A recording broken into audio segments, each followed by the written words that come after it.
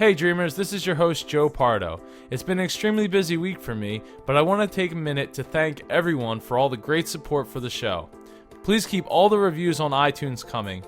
We've been very close to topping New and Noteworthy on iTunes for overall podcasts, as well as health, society and culture, and business. I also wanted to update everyone what's been going on with the website. If you go to howtodream.co/income, you can check out the Dreamers Podcast income reports as well as daily download stats.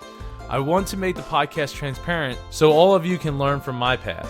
I also want to give shout outs to Ed and Nick for the wonderful messages that they sent me. I would love to hear from all my listeners, and you can write me by going to howtodream.co/write. I wanted to let everybody know that I'm performing my DJ Mix Adventuratorium live with opening acts on August 2nd. It will be streaming online with video, and we will be raising money for Give Kids the World charity. A big thanks to all my listeners. You are truly inspiring to me. And I just want you all to know that there's some big news coming very soon. I hope you all have a great weekend.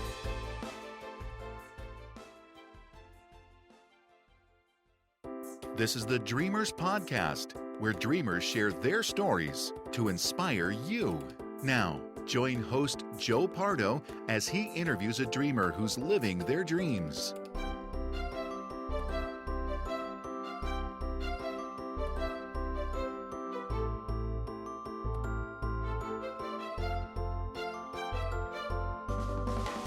Welcome to the Dreamers Podcast. I'm your host, Joe Pardo, and today I am interviewing Chris Taylor, who is living his dream by being an entrepreneur living in a cave in Spain.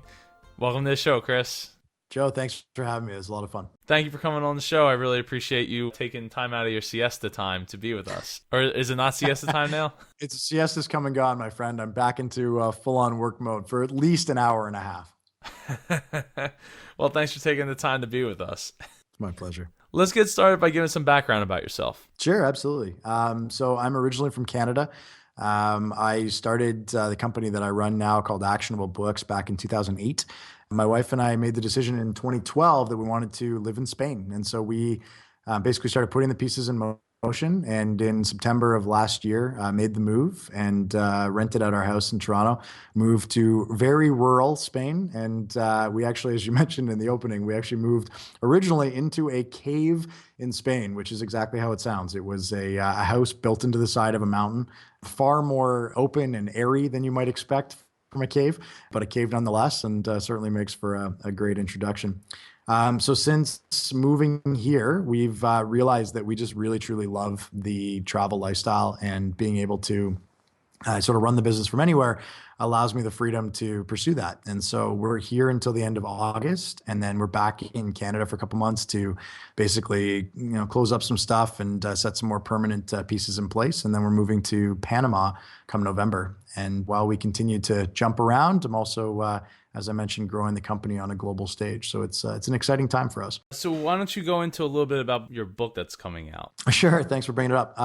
So basically, in addition to the company, Actionable Books, I wrote a book called Beyond the Picket Fence. It's really a call to action for people to start living deliberate lives and to take control of the direction of where their life is headed.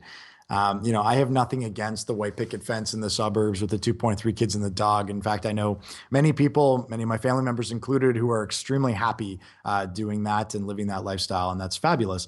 But I think it's a dangerous assumption to make that that's the best path for all of us. I think there's, different people have different callings and different variations of what their ideal life looks like. And I also believe that we're now in a time that allows us to pursue those different versions of reality in an unprecedented way. And so, we've got dozens of interviews in the book with people who are on the extreme end, running their business. It's that sort of image, right? Of someone running a business from a laptop on the beach. And then we have much more subtle versions of people, sort of taking sabbaticals and using that to work on projects of their own, whether it's writing a book or whether it's, learning how to play guitar or woodwork. It's a combination of that and basically just people living all sorts of different lifestyles that have made them happy, that have required conscious choice, that haven't been sort of the set path for themselves. So I'm really excited about the book. It's doing very well. We launched it through a pre-order campaign, sort of like a Kickstarter, but on a platform called Publishizer. and really neat platform for a different book and doing well. So thanks for asking about it. Not a problem. That'll definitely be in the show notes so people can go and pre-order the book there. It ends on July 21st, right? That's right. Yeah, it's our last day. So what does living the life that you're living mean to you? One of the things that I'm really talking about in the book, and my wife and I do regularly, is sort of review what Roger Martin, an author based out of Toronto, calls the salient points. So the things that are truly important to you. And so making a list of those things and then pursuing a lifestyle that allows you to have those things. And so for us, a couple of those things just right off the top are being close to water is important to us. Having a place that has Wi-Fi access is important. Having the ability to work hard and long hours on the projects that I want to be working on, and then being able to take off a Wednesday morning to go bike riding for 3 or 4 hours through the mountains of Spain. This sort of flexibility and balance is really important to me and to us. And so one thing that we have learned that was surprising to me was how little money factors into it. We're here living for far less than we were spending when we were living downtown Toronto, and living a life that makes me happier, makes us both happier. And the money, once your base needs are taken care of, when you're living a life that makes you happy, the money becomes non-consequential, which was really interesting to me, because as an entrepreneur, I'm constantly focused on cash flow. And really the priority with cash flow is around make sure everyone can get paid, make sure that we can do the projects that excite us. That's pretty much it. There's not a huge motivation beyond that. And so it's really interesting to me to see that shift take place when you go from the rat race of the big city. And for some people, that is the big city. But when you're in a lifestyle that makes you genuinely happy and you feel as though you're pursuing the things that are important to you, how some of the monetary aspects just sort of melt away. That was a big insight. So what would you say inspires you? I get really inspired by people that are doing things that inspire them. So basically, I love the idea of this podcast. I think, connecting with people that are living lives that are exciting to them and doing things that matter to them, that always just sort of gets me going. I mean, I think people that are taking a step out into the unknown with a bit of a parachute or no parachute and just saying, this is important enough to me to take the chance, and I may fall down, but I'm going to do it anyway. That just really inspires me. And I have all the time in the world for people that are doing that, regardless of where their skill level is, regardless of their success to date. I just think that the act of taking that brave leap is hugely inspiring. So I would say that inspires me, and people that are able to know very clearly what they want also inspires me. I have a lot of respect for people that can tell you very quickly whether it makes sense to collaborate on something or not. They come in curious and interested in what you're up to, and can balance that with a strong sense of their own priorities. And so, they can be kind, but they can also be clear on what they want. And if it doesn't factor in what you're proposing or suggesting, then, nicely, they can tell you it doesn't make sense. And I get inspired by that, because I think that, people slide into one of two camps, by default, and take proactive effort to get back. The two camps being one, being a standoffish sort of person where no one can approach you, or being a pushover where anytime anyone asks you for anything, you do it. And I think that middle line of being kind and being firm in your own beliefs is really inspiring. So it's a great question. Thanks for that. Well, thank you. And I appreciate your compliments to the show. How did your dream of becoming an author and traveling all over the world come about? It started small, I think. Like I would suggest for most people, when you're looking to do, you have a grand vision for what your life would look like or could look like. Start small. I'd never left North America before I decided to fly off to Southeast Asia to propose to my now wife, who was teaching English in South Korea. And, so for someone who's always dreamed about travel, that was a big step to leave. I'd done a lot of traveling in North America, but never actually left the continent. And so, and that was only 5 years ago. So, started with a 2-week trip out there, realized that I loved it. I realized there was aspects of it that I didn't love. And so learning from that and balancing it out.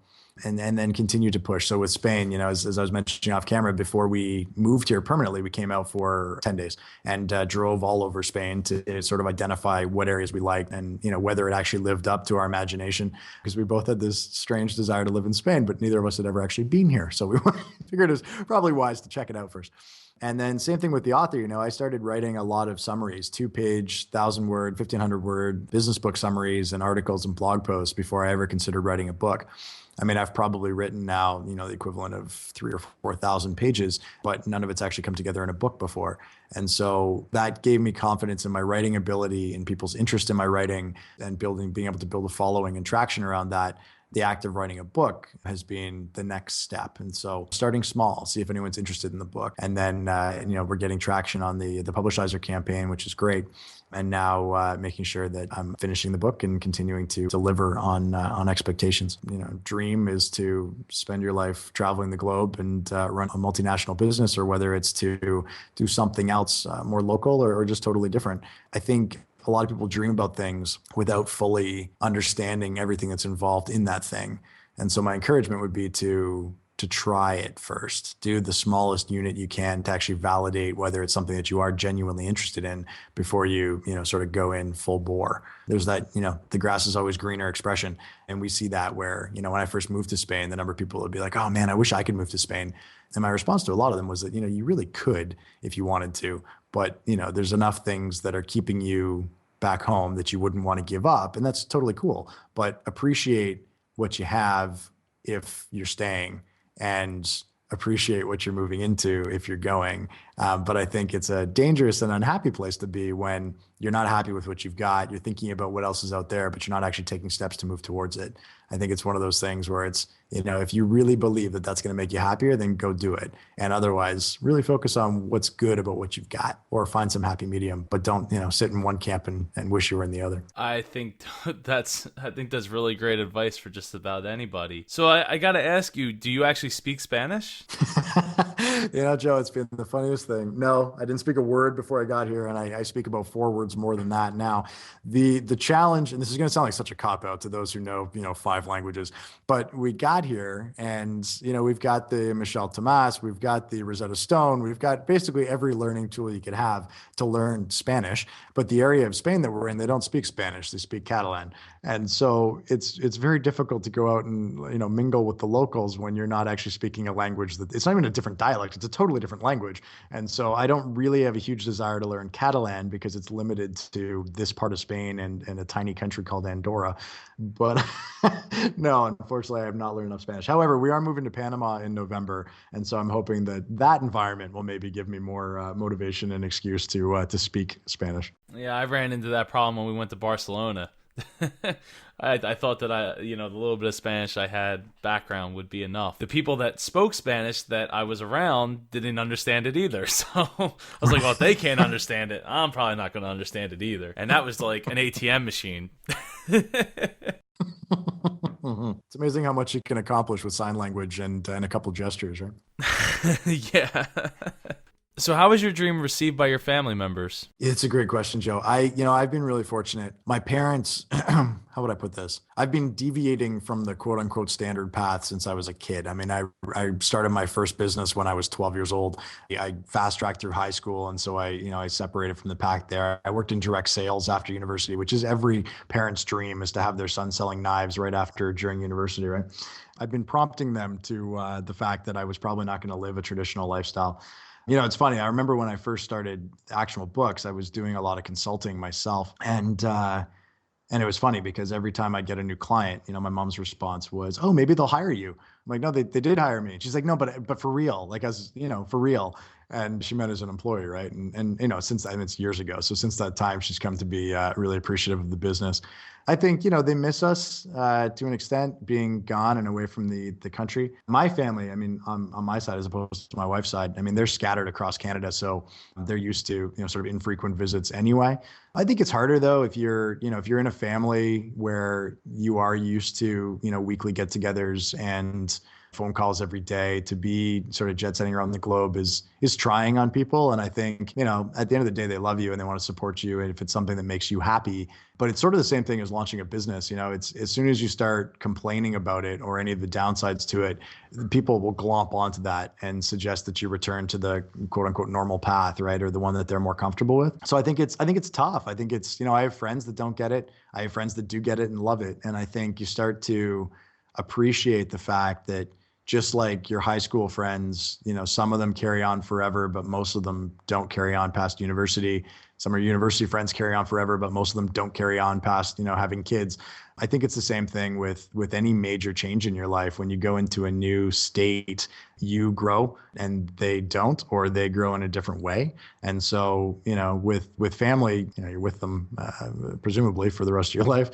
With friends, friendships change over time. And so I think it's probably the hardest part about making proactive change is that you are choosing to change and therefore, in a way, choosing to leave that comfortable world that they were and are a part of.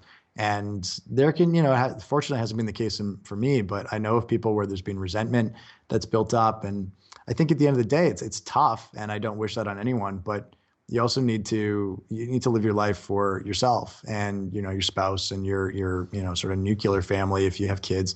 But aside from that, I mean, you can't live your life for somebody else. You can be supportive of them. You can be there for them, and, you can make an effort to connect with them in a way that makes sense for them. But you can't dedicate your whole life to somebody else. It's not a way that leads to happiness for you, and it provides a crutch for them, I think. And so I really think that, you do yourself and them a favor by living a life that makes sense to you, communicating why it's important to you, and inviting them to participate in it as much as they want to. Yeah, I think that's a great message, to not want to live your life for everybody else. You got to live it for yourself. Yeah, and I don't mean that to sound selfish. I think that's one of the problems with that whole movement or message of, like, do what you love, or, live for the I focus or whatever. And it's not, I don't want to encourage it to be selfish or to be disrespectful or disregarding of the people in your life. I don't think that's part of it at all. I think it's a holistic look at, if family is important to you, then you should make an effort to be connected to your family. But it's not the exclusive factor in your life, unless it is.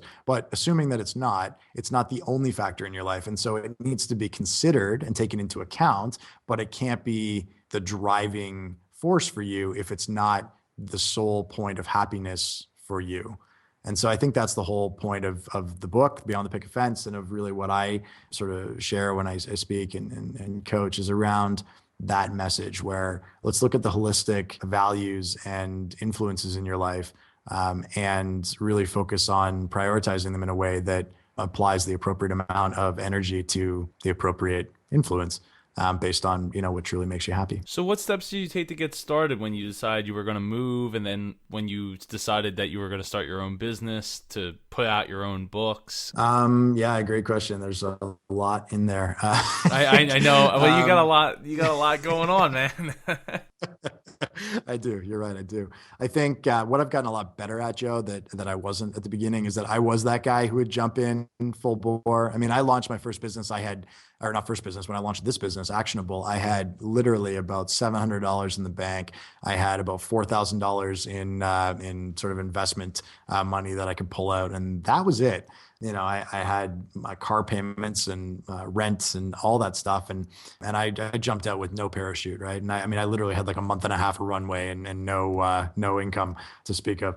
I don't recommend that. I think that's probably foolish, and it's a cause for a lot of stress for people. I think the whole idea of small bets, of whether it's the move, whether it's the business, whether it's writing a book. I mean, I mentioned it earlier, but I come back to it. It's making those small bets. What's the smallest unit that you can test to actually see if this makes sense for you? And not just from a sense of, can you do it? Because I think you figure that stuff out. It's more a matter of, does it make me happy? Like, is this something that I actually want to do? Or is it something that sounds cool and maybe I don't want to do? Like, I think about living here in Spain. Like, I'm looking out the window right now. We're on 150 acres of mountain property with these olive trees, and it's absolutely stunning, is one way of looking at it. Or you could look at it and be like, man, the flies are really bad. It's really hot. Sometimes we don't have hot water. The power's on solar, and so you have to be careful with the energy that you're wasting or not. You don't have a hair dryer. There's no hair straighteners. You got to get propane to fill up for the stove. Like, you can focus on the things that really make you happy. Or if any of the things I just mentioned, don't make you happy to a point where they'd make you miserable, then, it's a good indication that this is not the lifestyle for you. And I don't think you know it until you do it. You can look at all the things that are really exciting about being an entrepreneur or living abroad or writing, being an author, right? And being a podcaster. I mean, all these things sound great if you look at the sort of sexy part of all of them. But the reality is that there is no perfection out there, right? I mean, there's perfect for you, but there's no real perfection. And so we need to people are pursuing a version of paradise or believe that, that job or that city or that business would be perfect. And it's nonsense. I mean, it doesn't exist. And the sooner we get comfortable with that, and the sooner we go into a situation saying there will be downsides to this, but do the upsides outweigh the downsides? That's my criteria for whether this is something that I want to be doing or not. That's what we need to be focused on. And so I think, coming back to your question, that first step is to get clear on what really matters to you. If living in Spain sounds great, but something that's really important to you is having hot water every day, then maybe rural Spain is not the right place for you, right? And so that's the part. I like cold showers, so I don't care. But, but for some people, it's a big deal, right? And so I think the very first step, get clear on what you want. And this is half the book is written around that idea of getting clear on what you want. Make a list of the salient factors, as Roger Martin calls it, that are most important to you in whatever context you're talking about: vacation, work, lifestyle, spouse, kids, whatever, and make a list and share it with the people that are going to be impacted by these decisions. Is your spouse coming along for the ride? Do you have a spouse? Then you should probably include them in the conversation and share your list and ask them for their list and look at where the overlaps are, look at where the sort of distinctions are, and celebrate the distinctions, encourage the distinctions, and go forward sort of eyes open. I realize I'm on a bit of a soapbox here, but it's just the most frustrating thing in the world to me when people look at someone else's life and with a broad stroke label it as, oh, that would be great, or, oh, that'd be terrible. And there's great and terrible aspects to everyone's life. And we need to embrace the things in our life that make it great, or work to actively replace some of the quote unquote terrible things with some great things proactively. I know I got totally off topic there, but I think the message, universally speaking, is start small, try it out, see how you feel about it, and then continue to leverage and grow that way. No, I think you did a good job of explaining how your thought process of steps should go. And I think that's a great way to encompass everything that you've done. Thanks, Joe. Not a problem, Chris. So what were some of the roadblocks that you came across? Roadblocks. I think, like a lot of entrepreneurs, I'm a bit of a starry-eyed optimist at times. And so when it was just me with the business, that wasn't a problem. I could, set a financial target, miss it by 80%, eat ramen or craft dinner that month, and, get back on my feet. As I scaled the business and started to add people, we now have a team of 8. I can't do that. I can't miss targets by 80% and expect people to stick around, right? Because I may be willing to live on peanuts a week to, keep the business going, but they're not, nor should they be expected to, because they put their trust in the business to provide them with the paycheck that we agreed to. And so I think that was a big roadblock for me, was coming to terms with reality and realizing the assumptions that I was making were in fact assumptions. And I think it's so easy, I talk a lot, as you can tell, and I like to share, the ideas of where the business is growing. And the more I'd share an idea with friends and family and my wife and, coworkers and clients and whatever, you start to blur the line between the assumptions that you've made in that picture of what could be and the path to getting there, right? You start to overlook some of those assumptions and start to say, well, that's, there's nothing could possibly derail us from doing this. And that's extremely dangerous. So I think big roadblocks for me have been making assumptions and not appreciating that I'm making assumptions and learning how to come to terms with that. I think I've got a lot better at it in the last couple of years, but I still miss the mark on things. We had last fall, I had projections and clients lined up I thought were done deal. And then it was a perfect storm of, for whatever reason, things falling apart, various economies, various budgets getting cut, whatever.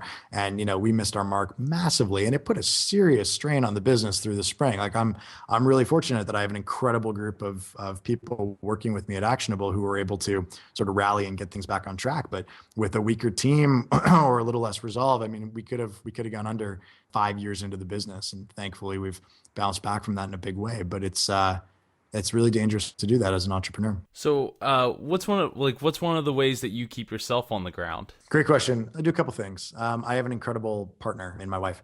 And so I get to talk things through with her, and she sees the world in a very complementary but different way. And so being able to collect her insight and hear her take on things helps to ground me and put me sort of back in context of, bigger picture stuff. I've also taken up cycling. I found that riding my bike makes a massive difference to my psyche throughout the week. I go for a 3 or 4 hour bike ride every Wednesday morning, and I love it. And I look forward to it each week. I listen to, audiobooks or just music and just sort of hit the trails, and it's an amazing thing. And then I think it's those little, I forget who called them, micro vacations or mini vacations, where, that 3 hour bike ride is a mini vacation to me. Going to the beach on Saturday morning, where we literally go for like 2 hours, is a mini vacation to me. It's a chance to, sort of step back and appreciate life. And I get 2 mini vacations a week, which is pretty fabulous. So that keeps me grounded. And then there's a book called The Rockefeller Habits by a gentleman named Verne Harnish that does a really great job of laying out a meeting schedule of all things that I've sort of appropriated and turned into my own. We use it with the team as well, but I also do my own version of it with effectively what it is regular reflection points. So on a daily, weekly, monthly, quarterly, and annual basis, for obviously different lengths of time and with different levels of depth, really reflecting on what the last unit of time has looked like, what was accomplished, how my energy levels were, am I happy doing what we're doing? What do I feel? It's a lot of gut check stuff combined with the hard numbers of the business and, sort of spreadsheet analysis and that sort of thing. So a really interesting combination. But I do find that those review sessions make such a difference for me, being able to look back at the end of the month. And I take basically a day a month where I will look back 7 hours, 6, 7 hours, where I'll look back on the month as to what the assumptions were going into that month and how we mapped those assumptions, what the learning was from, sort of misalignment or even when we hit it sort of spot on.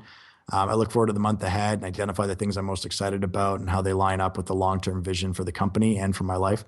And I think that's an important part, is that, people might assume that I'm talking about this in context of the business, which is true, but there's also a big chunk of it in looking at it in context of my life. And, there's a conversation that Amy, my wife, and I have regularly, once a quarter, once every couple months, is 2 months ago, we loved Spain. Do we still love Spain? Is it still the lifestyle that we want? Because things change. And, it reminds me of that old joke, right? Where a wife complains to the husband saying, "You never tell me you love me anymore." And the husband looks at her sort of surprised and says, "What? I told you when we got married that I loved you. If anything changes, I'll let you know." And I think that it's something that we're all guilty of, is that we hear something from a partner and then just assume that nothing's changing, or we say something and then assume that it's not going to change. And I think we need those regular check-in points to really reflect where we're at, what has happened to change where we're at, and whether we're still on a path that makes sense to us. So could you share a favorite memory? Something happened recently that's been kind of wild. I've actually never shared this story. So as I mentioned, we went through a really tough spot financially back in sort of January, February of this year. And we've bounced back, thankfully, and it's good. And, cash is flowing and clients are happy and everything's all good, except as the founder, you're always the last guy to get paid. And so I've been making sure not to take any money out of the company for a very long time now. And so, it's one of those amazing things to me, how business can be going so well. And in your personal bank account, you're like, well, we have nothing. We can always pull money from the company to eat, but there's nothing there right now. And so we were looking at cars for the summer. We've got this amazing place. We moved from the cave to a new place just about a month ago. And we were thinking about cars. And the interesting part about renting cars in Spain is that in the off season, which ends about a month ago, they're extremely inexpensive. You can rent a car for less than you would for a lease payment in Toronto and insurance and everything included. But in the summer, it like quadruples. Like you're looking at more like $2,000 to $2,500 a month for a car, long-term rental for like, a basic car.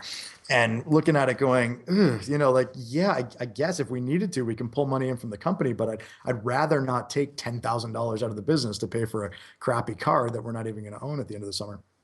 And so this is getting to a memory, I promise.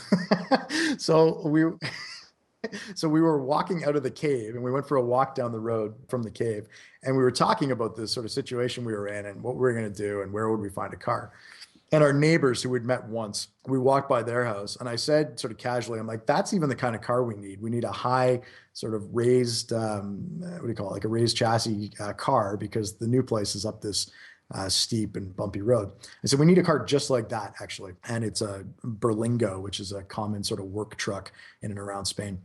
And so wild. So anyway, we go for a walk, we walk back, and the neighbors are now out on their porch. Now, these neighbors have been around, I think, 3 times in the 8 months that we've lived there. They live in France. They spend hardly any time in Spain, but they happen to be on their porch, and they happen to invite us in. I had to get back for a call. But Amy decided to go in. And, 45 minutes later, she comes back to the house and she's talking, and, she got to know the neighbors a little bit. And they're actually talking about how they have to drive this car back to France at the end of the summer, and how they're really not looking forward to it because they don't like the long drive and yada, yada. And I said, well, I wonder if we could ask them if we could borrow the car for the summer. In exchange, we would drive it back to France for them. Being Canadian, driving 5 hours is no big deal. And so Amy went back, and literally about 8 minutes later, she comes back in the house. She says, we got the car. We have the car for the summer, and we get to go to France at the end of the summer.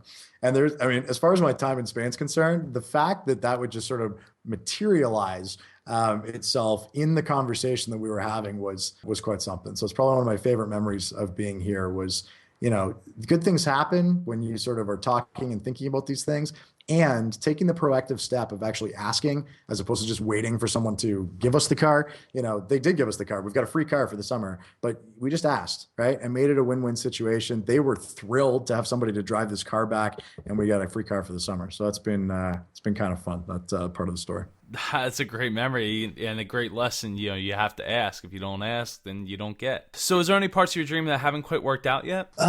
Kids are on the horizon, Joe. So that's something that we don't have yet that I think is part of the plan. I think, there's what I've really come to appreciate since getting here is that you can be happy with this stage of the dream and still be pursuing the next stage.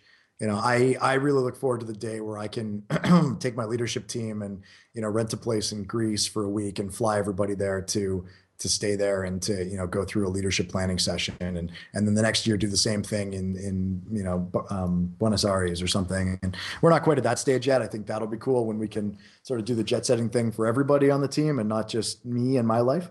And, there's lots of business objectives, things that I want to continue to do with Actionable, but I'm pretty happy with what we've created so far. So what do your dreams for the future look like then? Global domination, Joe. Global domination. No, we've got, what are we doing? We're expanding we have a consultant program, the Actionable Consultant Program, that is really starting to gain traction. And I'm excited to spread that around the globe. I'm heading down to Australia in August to get things launched in Melbourne, which is great, and looking forward to spending more time down there. Again, on the business front, we've got language. So we're adding Spanish, ironically, and French and German and Dutch. And one of the things that I'm really excited about, one of my big dream pictures is I want to own retreat sort of center. I often think about Richard Branson, and I don't necessarily aspire to Richard Branson's level of success, although that would be cool. But he's got Necker Island, right? And the way Necker Island is set up is you can rent it out for an exorbitant rate if you want to bring your executive team. But he also invites people. And so he gets really cool business owners to come down in sort of a think tank model. And people love to go because A, it's Richard Branson, and B, it's this incredible island. And I would love to do something like that, where I could have a place where we could bring thought leaders or business leaders or, the leadership team of a nonprofit that's doing really cool stuff and maybe can't afford to do something exorbitant like that, but we would fly them down and be able to sort of listen in on those sessions and get to know really cool people. So the idea of having a hub, a place to be for sort of, our type of business leaders and really have criteria around the type of people that we want to have there, that's really cool to me. So that's in the future as well. Those sound like great dreams. let me know when you got your own island, and I'll come fly out there. Absolutely, man. So is there any last thoughts you'd like to share? I think to me, the idea of living your dreams, and the people that I know who are truly living their dreams are people that are curious, that have a great level of humility, people that are trying new things without the fear of falling down. They fall down all the time, and they pick themselves back up, learn from the experience, and move on, and are just taking that proactive step. I think it's that whole idea that no one's going to hand it to you. I mean, you need to make those proactive steps. And the other big thing that I've learned is that those overnight successes or those breakthrough moments happen after 10 years of hard work. It's a gradual increase until you reach a tipping point. It's not nothing, and then all of a sudden you're on Oprah, right? It's that, I'm dating myself with that, but it's a gradual climb, and we need to embrace that climb and not be frustrated with the fact that, that guy did it faster, or, look at WhatsApp being sold for 16 billion. My company's been around for 5 years. Why am I not worth 16 billion? We're all running our own race, and as long as you're enjoying what you're doing along the way, the financial success and that stuff will come. I'm not against that, but you got to enjoy the process. You can't just, in my opinion, if you're just pursuing the end goal, then you're missing out on a whole lot of fun along the way. Well, I would love to have you plug all your websites. What do we got? All right. So there's actionablebooks.com. That's our main hub, and free business book summaries, free author interviews. We've got a couple paid programs for consultants and also for team leaders. Then we have Publishizer, which is publishizer.com, is where the book is available for pre-sale, Beyond the Picket Fence. And I guess if people want to get a hold of me, Joe, probably the best bet is my Twitter handle, which is @actionablechris. And yeah, love to hear from you. Well, thank you so much for coming on the show, Chris. I'd love to have you on the show again in 6 months to a year, and we'll follow up on how you've been. Sounds great, man. I look forward to it. Thanks for having me, Joe. Thank you for joining us for this episode of the Dreamers Podcast. Follow us on Twitter @Dreamers Podcast. Join us on Facebook at facebook.com/Dreamers Podcast. If you or someone you know would like to be a guest on the Dreamers Podcast, please send an email to j@jpar.co. This podcast is copyright 2014 by jpar.co.